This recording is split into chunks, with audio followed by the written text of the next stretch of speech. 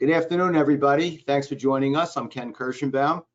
Today is October 31st, 2023, and we are at the final end of our 2023 webinar series for central stations. And we have Rapid Response is presenting today. Rapid is right up there at the top of the ladder, and has a tremendous impact on this industry, and of course, as a central station, has and offers all that can be offered. The professionalism and everything else about the central station is top notch. Today presenting is Morgan Hertel, which is he's the Vice President of Technology and Innovation, and John Sherrell, he's Director of Sales. And they are, I'm sure, going to be giving you plenty of information and hopefully lighting a few fires and a few firecrackers too. So without further, without wasting any more time, I'm going to turn this over to Jonathan right now. Jonathan, you've got the screen. Put up your screen. I'll let you know that you're there and that your audio is good, and then I'll be out of your way. There you go. All right. You're on your own now, Jonathan. Good luck. Oh, please hold your questions until the end, and I'll read them to Morgan and Jonathan. And we should have time at the end of this for the questions. Also, this is being recorded, and you will be able to watch it on the K&K website on the webinars page. All right. Well, thank you, Ken. Thank you for putting this series together. I think it's very valuable. There's a lot of choice out there when it comes to monitoring centers, and we're proud of what we built here at Rapid Response and very excited to share some of that with you today. So we'll introduce ourselves first. My name is Jonathan Sherrell, Director of Sales here at Rapid Response Monitoring. I've been with the organization for 17 years now. Started as a monitoring center operator 17 years ago, working on one of our overnight shifts, working through different levels of operations and different skill sets. Held many different levels of management within the operations department, ended up leading that department, then moving over leading our training department, most recently have moved over into a sales position. So thanks for having us today. Morgan? And my name is Morgan Hertel, and I'm Vice President of Technology and Innovation for Rapid Response. Been at Rapid now for about 13 years, but in the industry for, 42, 43 years now. So it's been a career for me. I also wear another hat. I'm also the current president of TMA, the Monitoring Association, the trade association for monitoring centers in North America. I'll be transitioning out of that role next month, but for the last 2 years, I've been running that ship. Today at Rapid, my role predominantly is to develop technology ideas and concepts for Rapid and also at an industry level moving forward. Spend an awful lot of time working on standards in various industry groups, but mostly working on things that will shape and change the future of monitoring moving forward. John, take it back to you, and let's keep rolling. Oh, by the way, the virtual cards, you can scan those and you'll get our contact information right off of that. If you're interested in doing that, grab a screenshot now and enjoy the contacts. All right. Let's get into it. So a little bit about Rapid Response Monitoring. Rapid Response was founded back in 1992 by our chairman and CEO, Russ McDonnell, and our president, Jeffrey Atkins. At the time, we built here in Syracuse, New York. It was a great area of the country to be in, fairly impervious to natural disasters like hurricanes, earthquakes, tornadoes, things of that nature. So it was a great spot to set up when we were just a single location. We've since put in 2 additional monitoring centers. We have our main headquarters still here in Syracuse, New York, a fully redundant facility in Corona, California as well, and most recently launched in March of 22, our customer care center in Henderson, Nevada. We've always been on the leading edge when it comes to technology and monitoring practices, and we were the first to develop and release dealer access software. This goes back to the late 90s, before the days of smartphones, we were developing access tools for our dealers on the Palm Pilot.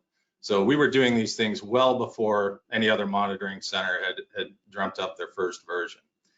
We serve an international client base, thousands of dealers across the country, as well as the Caribbean and Canada. We believe that we employ the industry's highest trained and best professionals out there.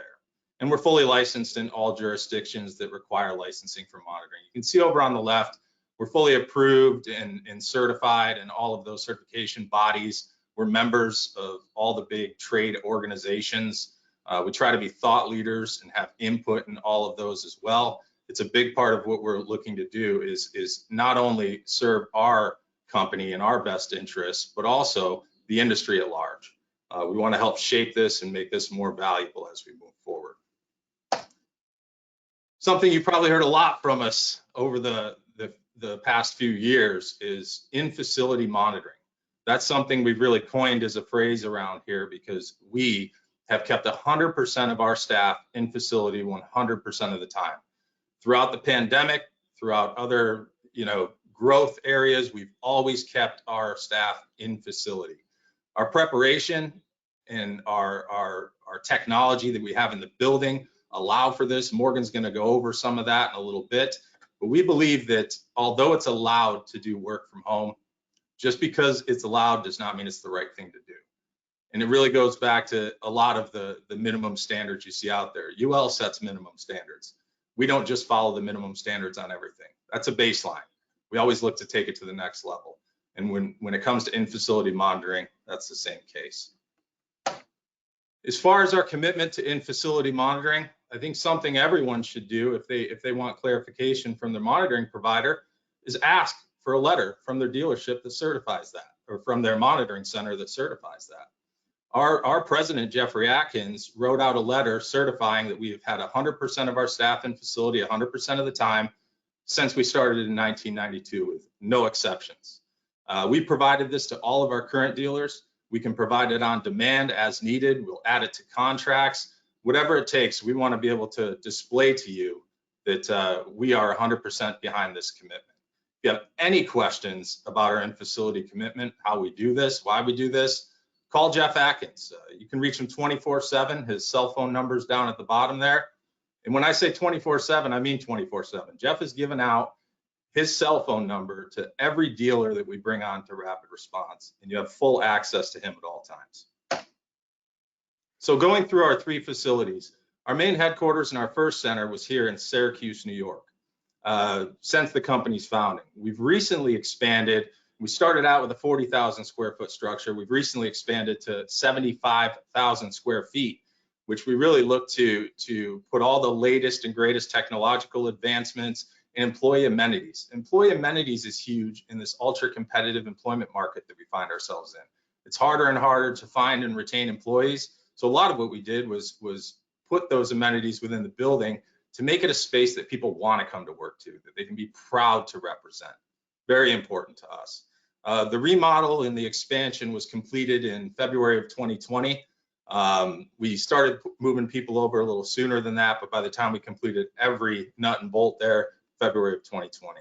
We've custom engineered to exceed all industry standards. And I'll say it again, to exceed all industry standards, not just meet them. And that comes to employee items like ergonomics and workplace standards.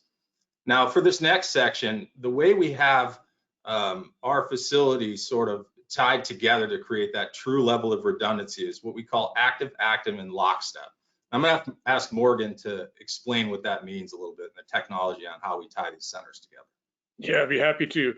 So while many centers and the way this was originally done, you kind of had a main system, a primary system that was running, and that's what you were working on, and your receivers were connected to that. And if you had a problem with that, then you would fail over to something else, whether that be another building, another server, another piece of hardware, wherever that happens to be. One of the things that we decided early on when we started doing the development and planning for the Corona facility was we didn't think that was really the right way to do it. We didn't want to be in a position where we had to, click a bunch of switches and change a bunch of configuration settings and move things from one to the other. What we really wanted to do was have one single ecosystem that we could work out of, that everything was hot all the time. And so that's what we've done with the California and the Syracuse office. Those two systems are up and running all the time in an active mode. Operators are logged in to both systems. Receivers are transmitting to both sides. It doesn't matter if the alarm is received in Syracuse, it can be handled by anybody in any of the three facilities. Even if signals end up in two different centers, like a primary and backup, it all funnels into one big ecosystem. If a part or component fails or needs to be taken out of service for maintenance, the rest of it just keeps right on cooking, and things just fail over back and forth automatically as part of the process. So instead of having this, primary, secondary, active backup thing that's out there today, we do it as one large ecosystem, and all the different parts and pieces work together all the time in lockstep to make sure they work. Very few people have anything close to this. But we felt it was the right way to do it, even though it was incredibly expensive, took a lot of software development to get it all working. It was the right thing to do. So there is no primary and secondary model. It's just one big, gigantic platform, and we happen to have hardware and software applications running in both centers all the time. Thanks, Morgan. And, I like to use the term true redundancy, because it's not just a perceived redundancy where you have multiple locations that are all connecting to the main headquarters. Simply put, the New York office could come completely offline and Corona will process all signals and be able to support our Henderson office and vice versa. So we consider that true redundancy. That's right. Even to the point where, John, I forgot to mention this, even to the point where all the centers are tied together across multiple MPLS circuits. So even if a single MPLS circuit fails, there's two others on top of that to keep it all knitted and tied together.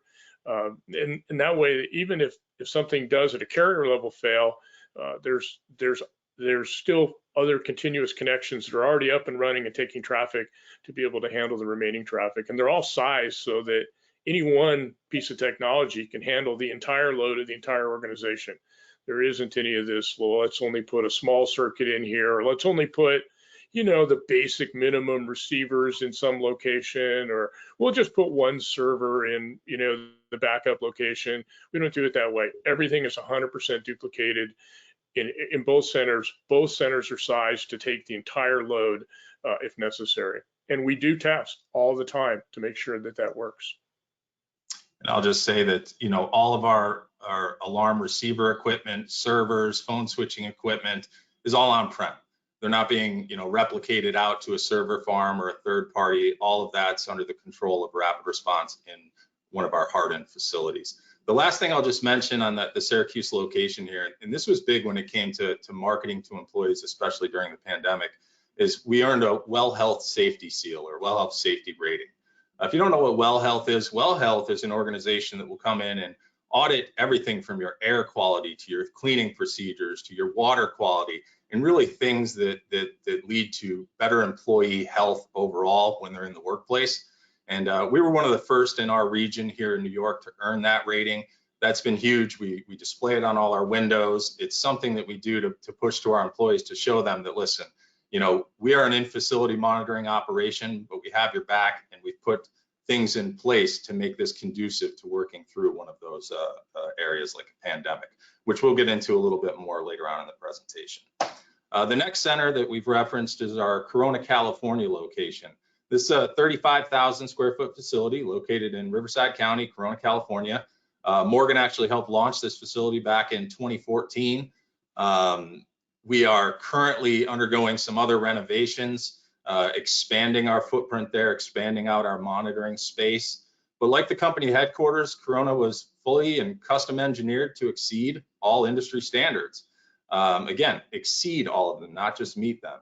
We're a full service facility with all of the redundancies, and it mirrors exactly what we have over here at the headquarters in our command center. And again, in that active lockstep configuration that Morgan reviewed a moment ago. Our third center and newest addition is our Henderson, Nevada office. Right now, this is a 15,000 square foot customer care center located just outside of Las Vegas in Henderson, Nevada.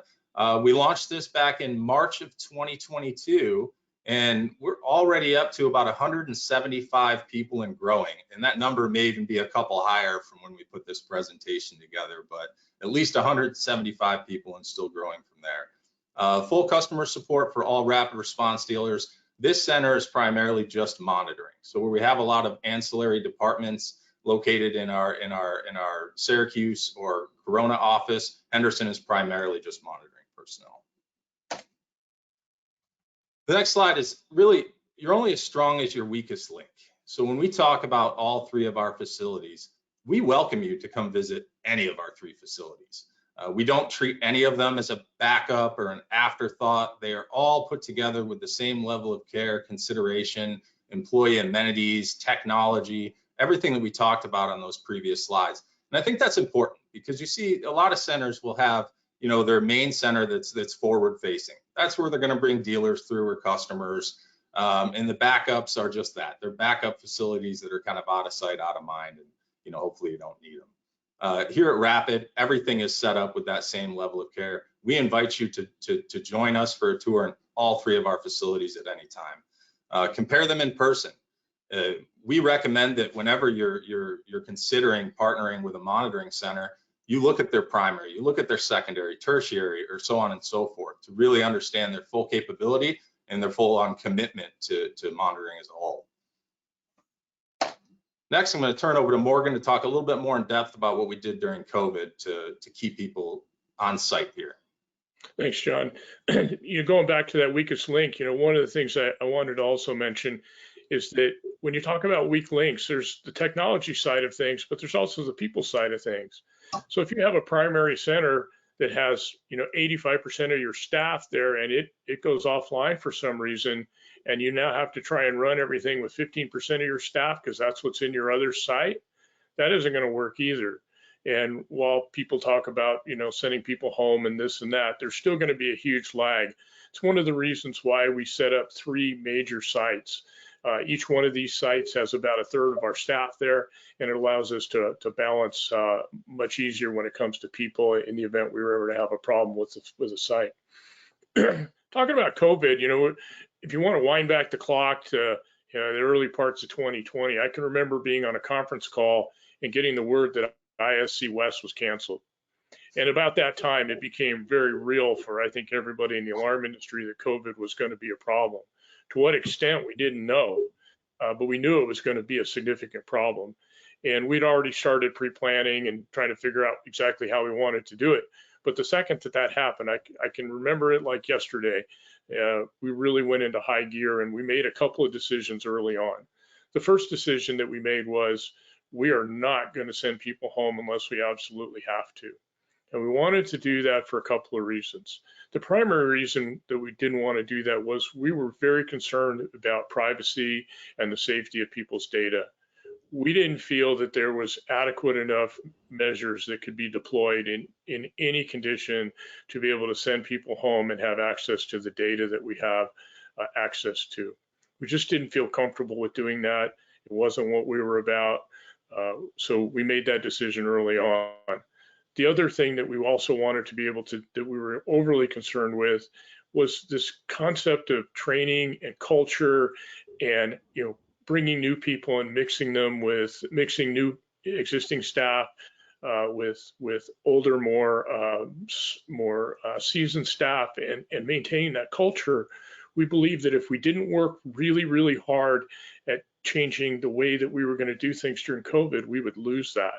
What we didn't want to do was, for example, send all our good people home, and then all our newbies would have to stay in the office and figure it out for themselves. And we didn't want to have the same thing happening inside the office. So we jumped into this mode. How do we keep our culture going? How do we keep things secure with the overall guiding, North Star of how do we keep our staff safe? We didn't know what we were going to be dealing with COVID. We had no idea if this was the end of humanity as we knew it, or whether this was going to be a passing thing. Nobody knew back then. So we started doing things like we upgraded our HVAC. During that remodel, we had already spent a lot of time and energy on putting in UV filtration systems in the HVAC ducts. And what we did very quickly was we moved from a stage 2 to a stage 3 system that actually kills virtually every organism known to man that comes through an air conditioning duct. Flu, COVID, everything. And we did that. We spaced everybody out. We had 75,000 square feet.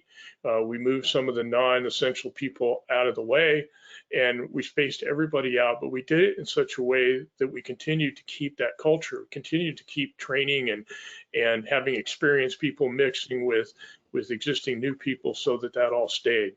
That was a lot of work to get that done.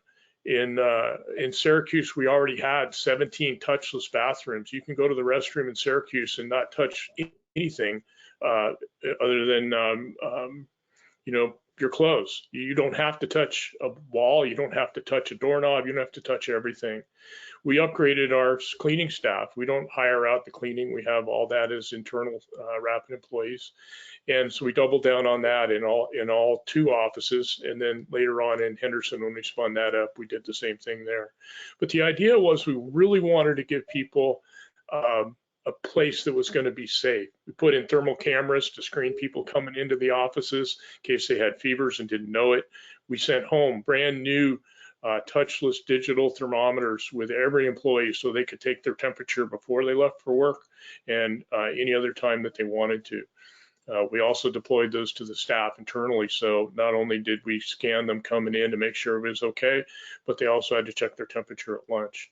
And again, we didn't know what we were dealing with, so we were going to the limit to try and make sure that people were safe. And I think we did a really good job of it. We have yet to have a trace back from one employee to the other on COVID. Yes, we've had people that had COVID, obviously, but we never had one that tracked back where one employee gave it to another employee. It was always tracked back to, a family member or something along that lines. So it's really important to make sure that we kept this going. Many of these requirements are still in place today, but a lot of them have been relaxed until we get till we feel a need to do it again. But we still have all the air conditioning, filtration and everything like that in place. It really helps on flu season anyhow. But it was a lot of work to get there, but it really made a difference. And not having to send people home, people were actually safer at work than they were out in the grocery stores. Absolutely.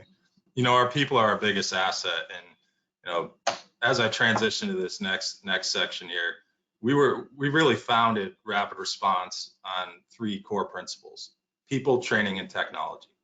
Hire the best people available, give them the best possible pay, amenities, have the best training, the most comprehensive training in the industry to prepare them to perform at a high level, and support their efforts with the latest and greatest technology.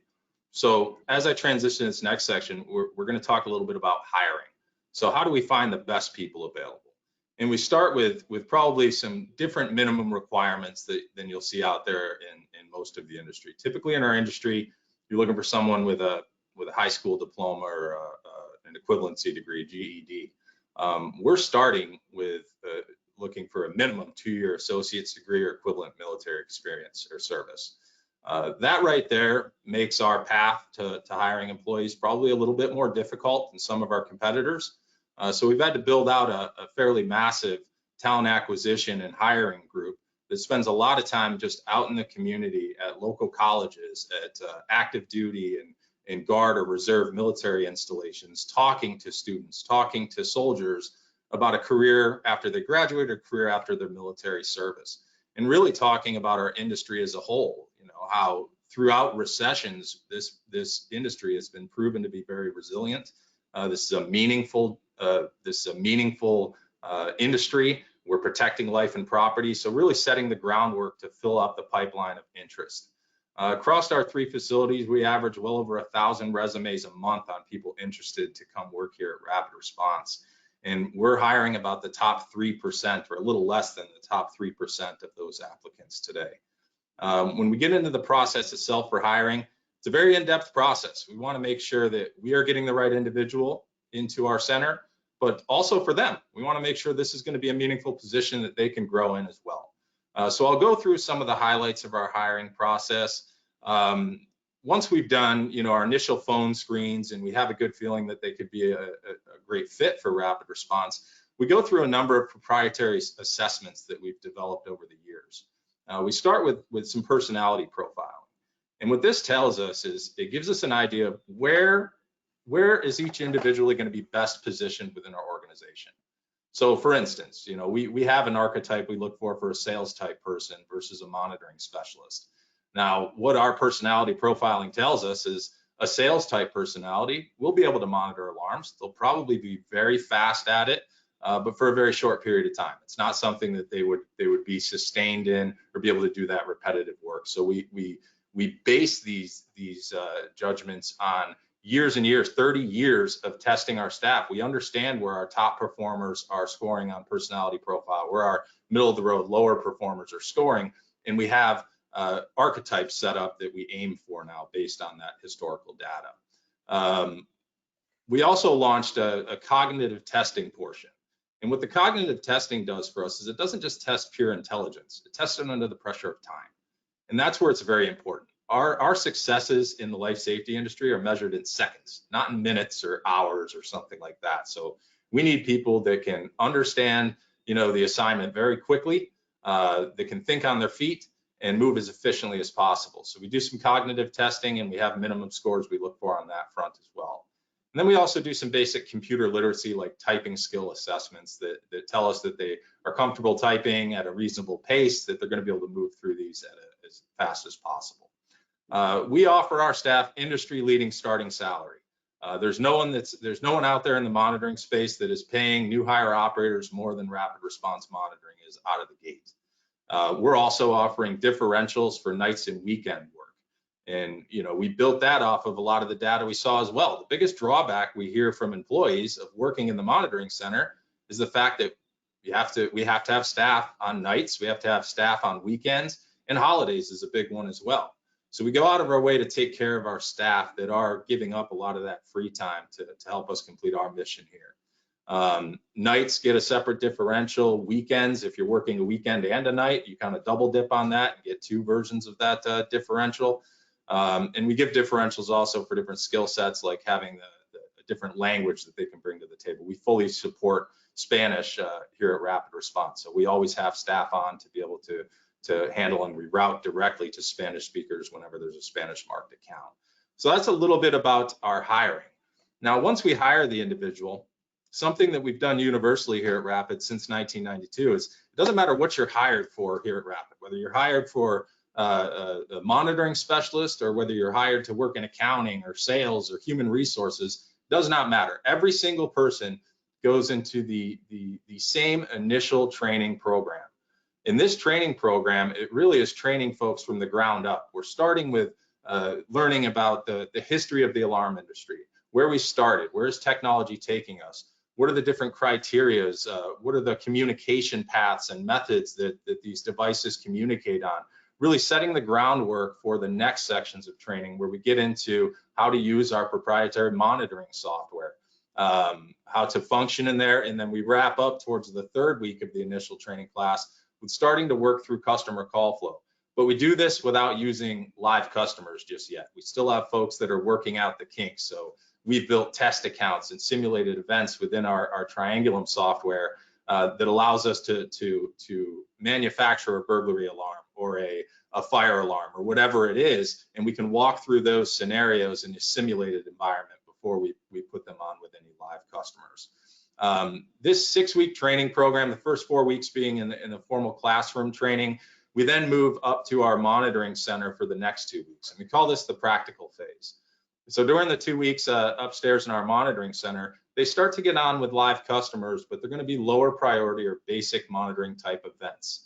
And at this point, we have a trainer, a 1-to-1 ratio with a trainer that's hooked in using what we call a Y-Connect cord. So they're listening to the calls, giving real-time direction, and scoring out their progress as they move through those 2 weeks.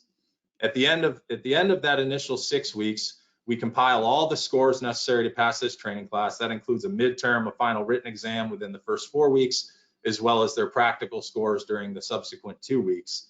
And if everything has come out to a pass, we then put them into what we call a 90-day supervisor review period, or some of us locally call it a SOAP period.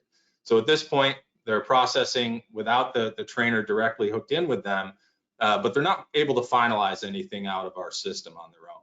Anything that they process goes into a supervisor queue where a member of our management team reviews what they've done, certifies that everything was done correctly, and then they finalize it out of the system. They stay in that state for about the remaining of that 90-day period. At the end of that 90-day period, we sit a member of management with them for a full shift.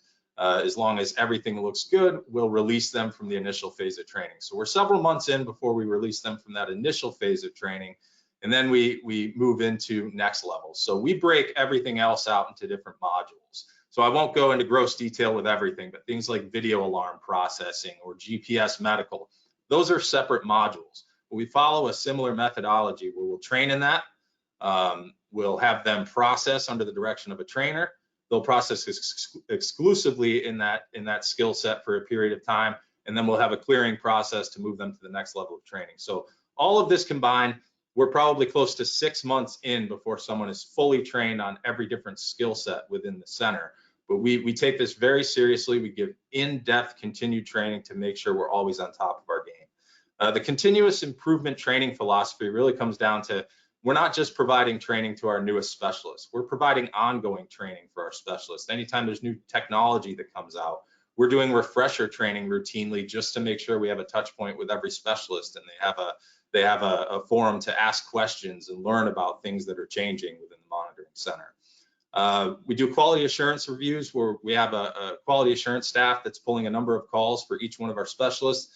They're not just scoring, and one of the unique things about this is that they're not just scoring, you know, what you did. They're scoring how it was done as well. So it's not just what you say to a customer, but it's how you say it that determines that customer experience. So we're analyzing things like tone and inflection as well to get the best possible customer experience possible. Something that we rolled out a long time ago was our in-house college level Spanish language course. When we were a one-shop operation here in Syracuse, New York, we rolled this out because it was especially difficult to hire native Spanish speakers into our facility here. So we started this course way back then in order to ramp up our Spanish speaking staff. We still maintain that today, but with our 2 West Coast operations, we've been able to organically bring a lot of Spanish speakers into the fold as well. And then lastly, I'll mention our leadership development program. You know, I started out as a central station specialist. Just about, 92, I think, % of our senior leadership all started in the monitoring center. And we use things like our leadership development program to give a growth roadmap for our specialists that we see that upside with. So this leadership development gives them exposure into all of our different departments, working from the entry level up to working with the leaders of those departments. And it builds not only context, but it also builds a full wealth of knowledge on the full engine that drives rapid response. So when there is a leadership role that is available, we can plug folks in that we've already trained through all those areas. Every single one of our folks, Morgan Hertel included, 40+ years in the industry, still went through, you know, over 6 months of training and working through every department. The leadership development program is a very in-depth sort of version of what Morgan went through as well. And if I had failed that, I would have been done. That's true. If you fail those classes, you're done.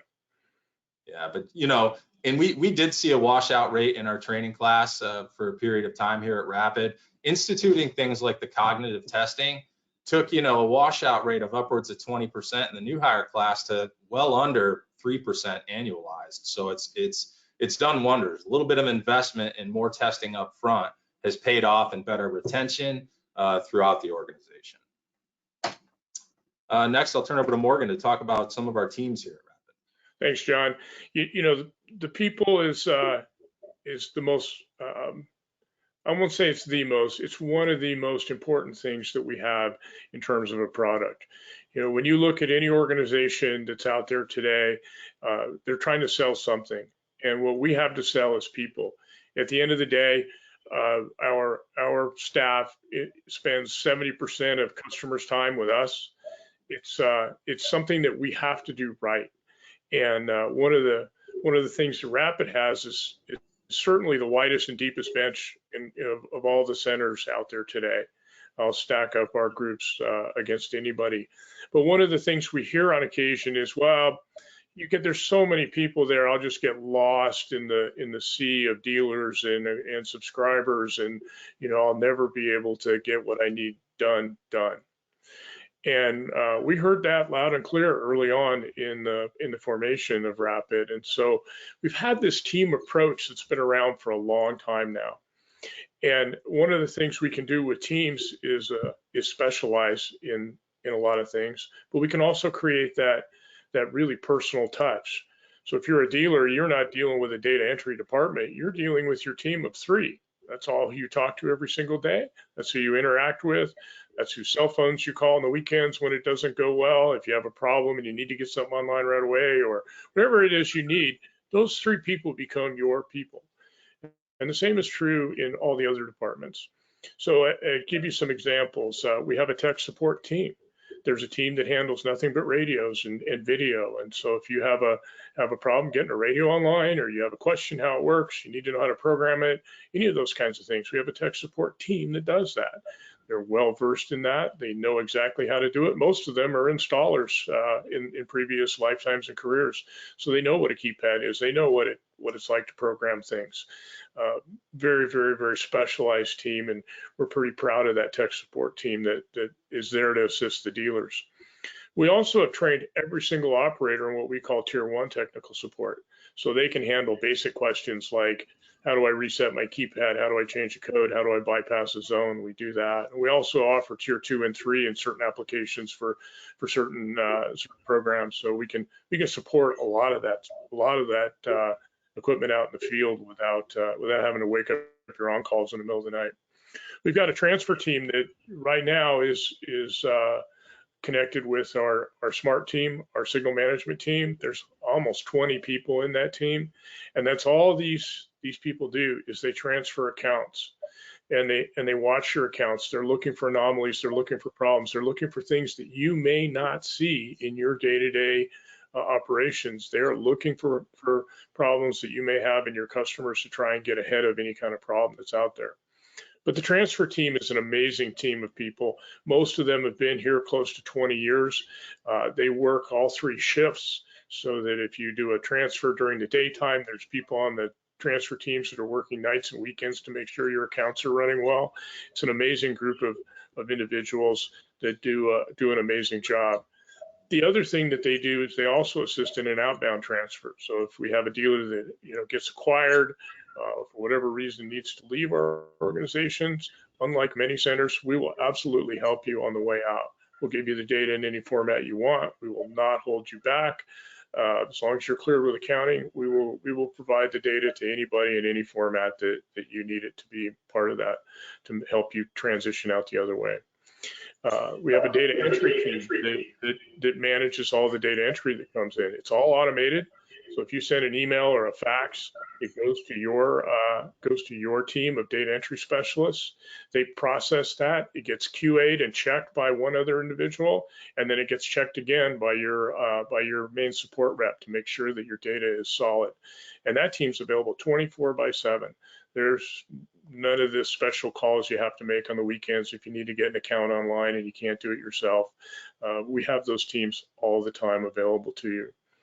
The last team I really want to talk about is our software development team. And today, Rapid really is in control of its own destiny. We have taken control of all the software that we use today and develop it and maintain it ourselves. That's something that we felt very strongly about, being able to define what we needed it to do. We need to be able to do things in the time that we need to do it in. It means that we can do special stuff that nobody else can because we have the technology and the wherewithal to get it done. But we are in 100% control, and there's close to 60 people in that group that are working on software development, between developers, project managers, QA analysts, all those kinds of people that you need to support a program like this. It is not for the faint of heart, but we do an amazing job of providing tools that nobody else can provide. And that team just continues to grow and grow and grow day in and day out to make it, not only make it better for the dealers and the subscribers to have better tools, but also to make it more efficient, faster, more accurate on the monitoring side as well. None of our staff is subcontracted people. They're not outsourced. We don't contract with any software providers to get software done. It's all our own staff, 100% Rapid employees, and 100% focused on doing only our work. So we just don't have anything that's outsourced, and it really gives us the ability to be able to do those things that we need to do in order to provide support and products for the dealers and consumers at large. That's our approach to teams. They're all in the office. They're amazing group of teams that are out there. The next thing I wanted to talk about a little bit is our tech partners. We've seen a lot of these presentations that had bullet points about, we do this kind of monitoring, we do that kind of monitoring. So I put together this slide kind of tongue in cheek, really, was to say that, in all likelihood, whatever it is you think you want to do, we probably do it. We partner with almost all the major players that are out there today. All the mainstream product is out there today. It's a constantly evolving tech stack. If there's something that you want to know about, by all means, there's going to be some contact information at the end of this to reach out and ask. Honestly, we could spend 3 hours just talking about the products that we support and why the way we support them is different than other people support them. But suffice it to say, there's not much that's out there that we don't either support or integrated with or know about or use or can provide for you. This is just a smattering of those sort of more common vendors that are out there today that we support. But it's a pretty amazing lineup.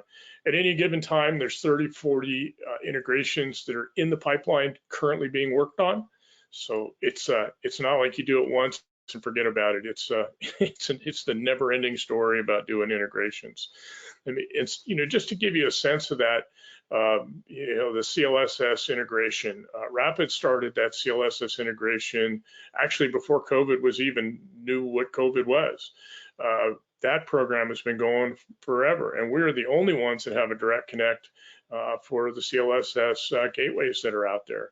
We made that product. We got it UL listed. It allows you to send this incredibly rich data from fire alarm panels and Honeywell builds. You get almost 45 fields of data that come across with every single message. That's been out there for a long time. We've most recently just, it's been out there in the industry, buzzed around a little bit, but the alarm.com integration, that's been done forever. We support every alarm.com integration that exists today and always have. We've always been at the leading edge of that kind of integration work. Even to the smaller applications like Ajax, which is a new player into the North American market in the security and home automation space. We've done that, we did that integration some time ago. So if you have an Ajax panel and you want to send all that information, we're all ready to take it and make it work for you. Like I said, we could go on and on and on about this, but in the interest of time, if there's something you specifically want to know about, by all means, all you got to do is ask. Next thing I want to talk a little bit about is our Rapid SMS. This has been popping up as kind of a, this is the newest thing since sliced bread, and you got to get on board with this. So let me give you some history about Rapid and SMS. We started doing bidirectional SMS texting in 2010, okay? Almost 14 years ago, we were sending out text messages and a person could respond to them. They could cancel their alarm. It would go right to the operator. If it wasn't going to an operator, it'd come back into alarm status. We've been doing that for over a decade. In 2012, we started the development in 2011 and launched in 2012, what we call today Rapid SMS Gen 1. And Rapid SMS Gen 1 had a lot of the things that people are just now starting to roll out in their centers. It had a chat feature. It had the ability to communicate with the monitoring center. You could cancel the alarm. You could confirm the dispatch.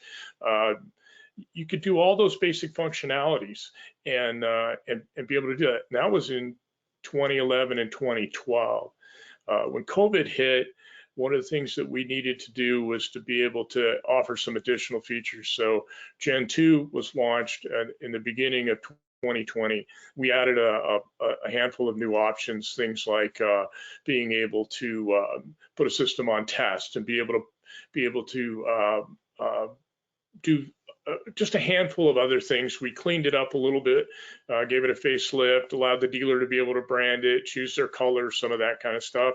And most recently, Gen 3 has been released, and it's out there in the wild, where you can do, everything from all the things we just talked about to, even open and closing schedules and things like that. There's the ability to call or send an email to your service provider if you need service. There's instant feedback that's coming out by a survey after every alarm. We're closing the loop on that. There's dark mode options, and it goes on and on. We could literally take the whole time and just talk about this.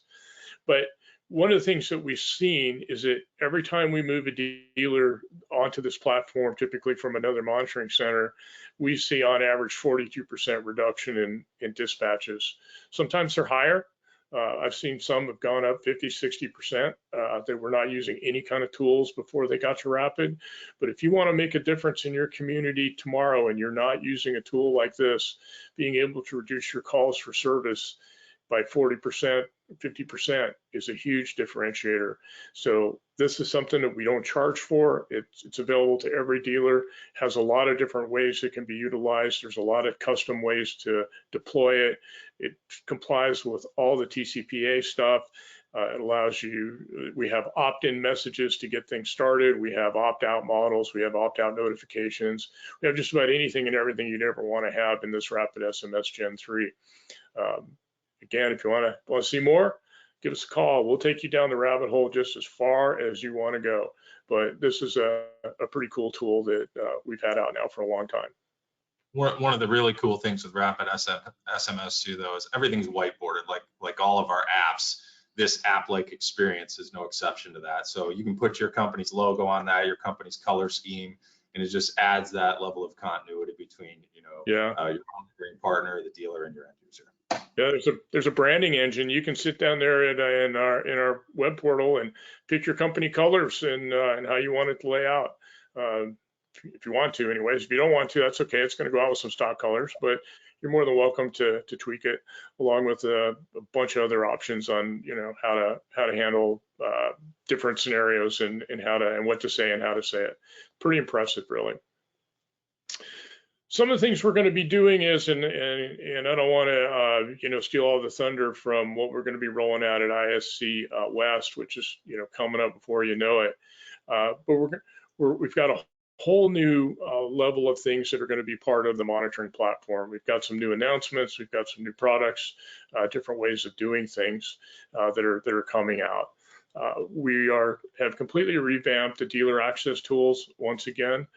These are under constant development, so the next iteration of this will be going out. If you're an existing dealer and want to know what that looks like, reach out to John, and he'll get you set up in some of the early adopter programs so you can start to see and have input on what some of these products look like. But you're going to see some new dealer access tools, both on the mobile apps and also customer interfaces that are coming. We're completely redoing many of the user interfaces. You're getting a plethora of new ways to set up dashboards and sandboxes to play in and do all kinds of other things within these applications. So you'll start to see that as ISC gets closer. We'll start to announce some of these things, and then you'll be able to visit with us at ISC West and be able to take some of the test drives with these. And like I said, if you're a dealer and you want to see what some of this early adopter stuff looks like, give us a buzz and we'll set you up. Some of the enhancements that are either in place now or are right around the corner today. One of the first ones I want to talk about is this concept for dynamic workflow.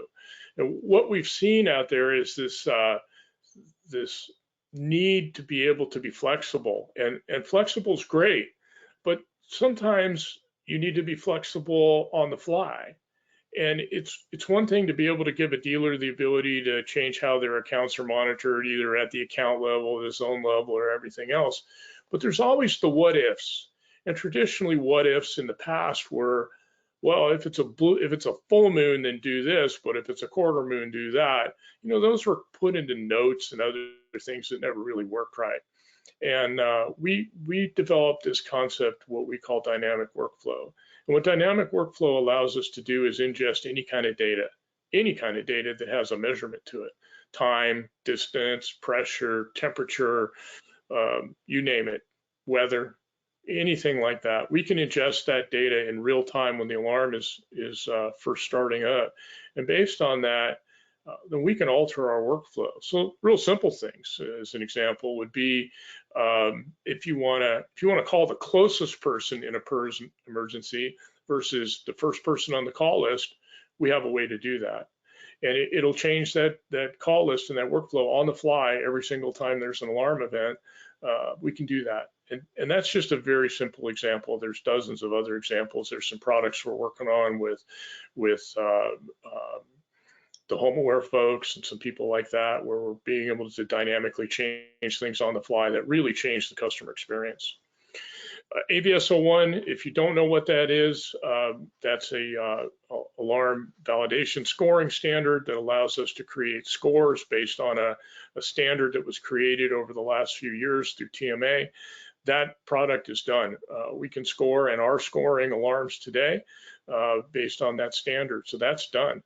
So those alarms that are getting that need to get escalated and have high priorities, we're able to deliver those now to law enforcement, both either verbally or over ASAP to PSAP. Video is the new buzz.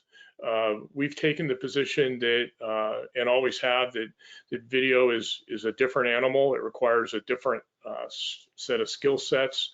And so again, we have a team that manages that video. It's a separate group of people that manage video all day because it's different. It requires a lot of thought and a lot of experience. But we've also decided that we can't just standardize on just one platform, because dealers don't always want to go down the one road. There may be lots of viable reasons to use different platforms. So today there's close to a dozen different video platforms that we fully support. I'm sure there'll be more. And so depending on what the application is, there'll be a platform to support you. But the idea is, look, we have to be a little like Switzerland and support just about everything that's out there.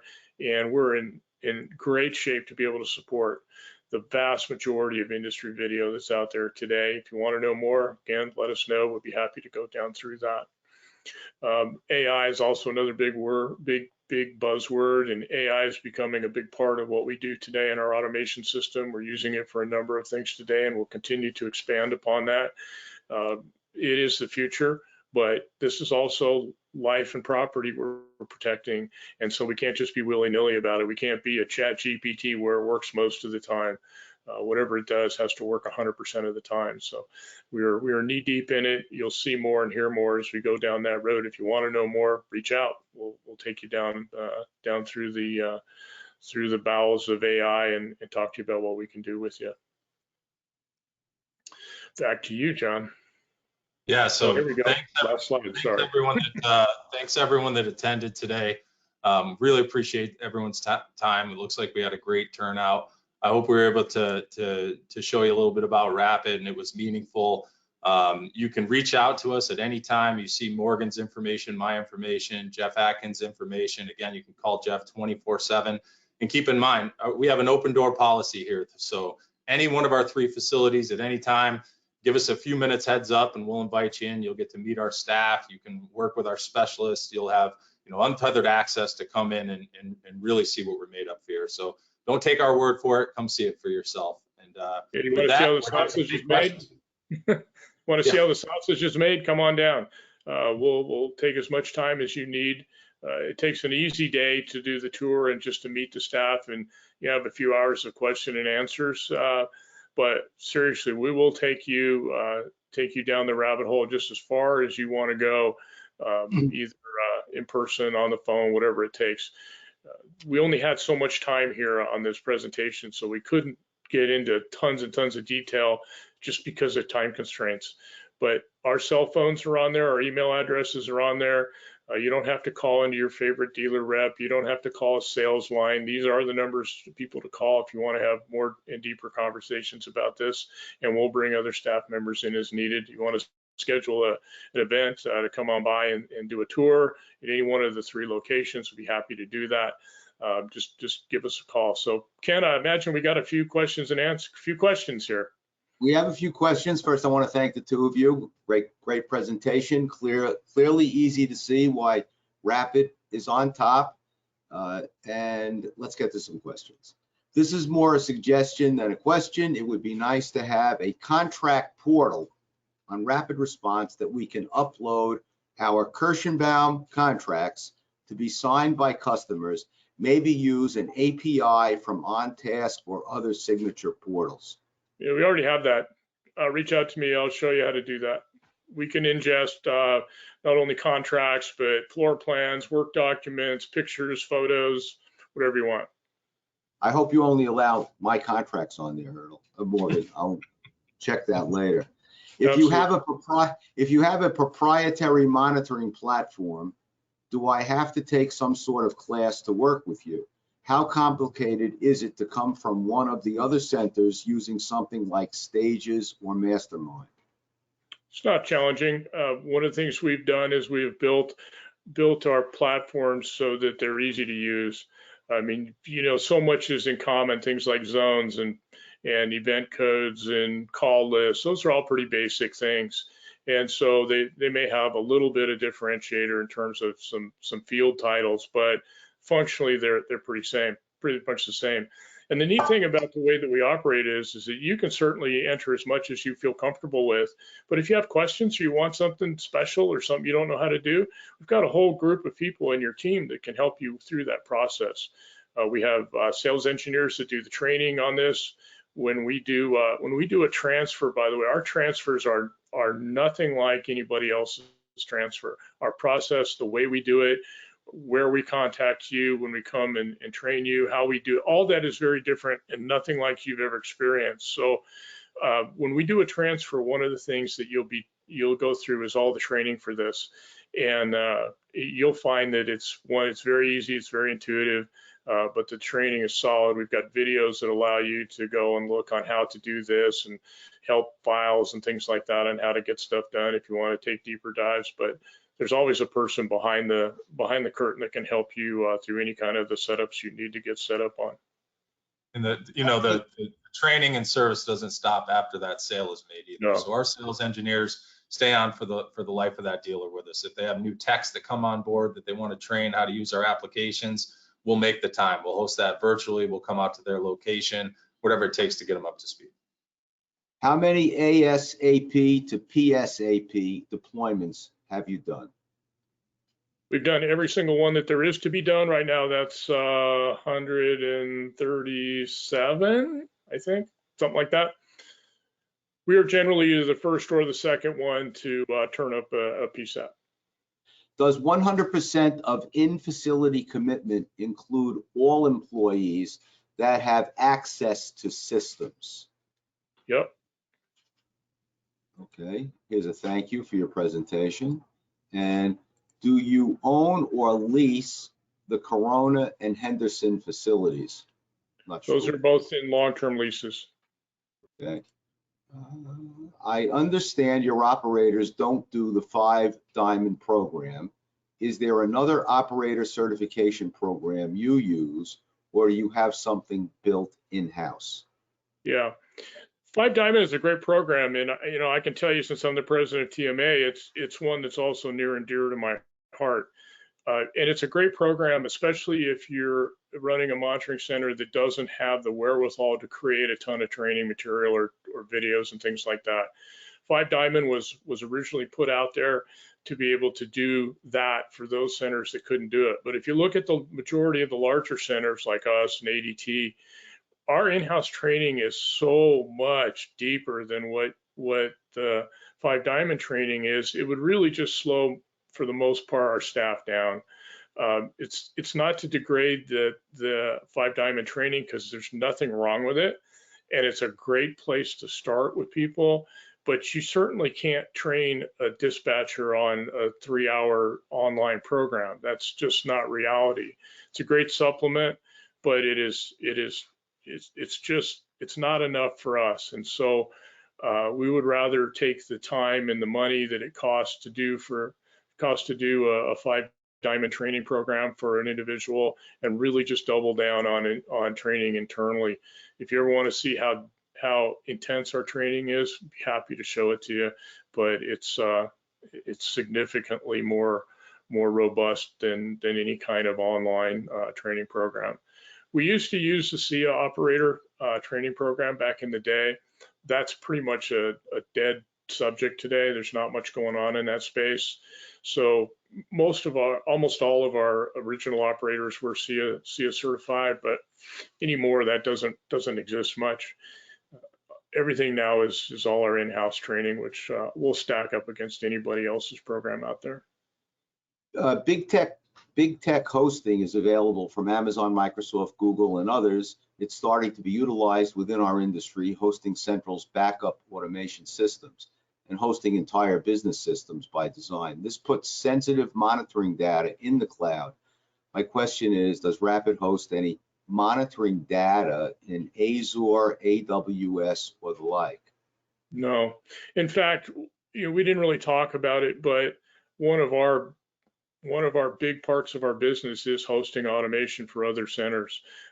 We host for some very, very large people and some very, very small people. So if you want to use if you're an existing monitoring center and you want to use our platform and get all the access to the bells and whistles and all the support and have a live backup monitoring solution in case your center melts down, we're a great solution for that, because we can host your entire monitoring platform in our in-house data centers.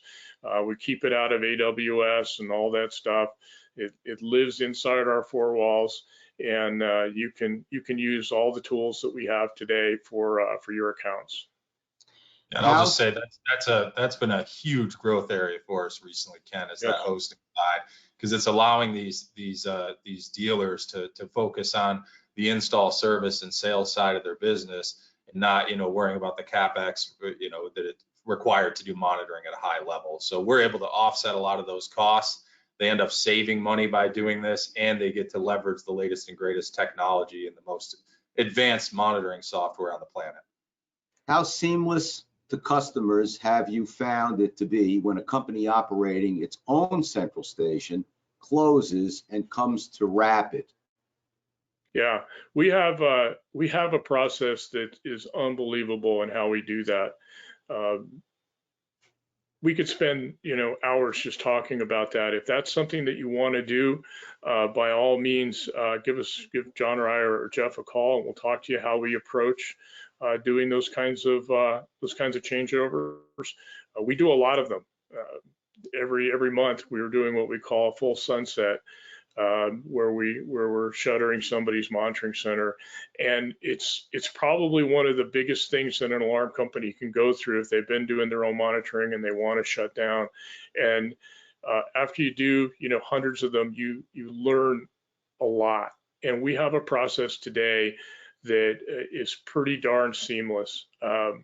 It's a tried and tested bulletproof process, and everyone that I've ever had my fingers in, in the last 10 years, usually we get, not only do we not have problems, but we get comments like, you must have hired some new staff because they're so much better than the other people. And so we actually have a lot of really good compliments. And if you want to talk to any of the people that we've done that work for, I counsel clients all the time, very often about why are you operating your central station? Close it. Go to a big operation. And often mention Rapid.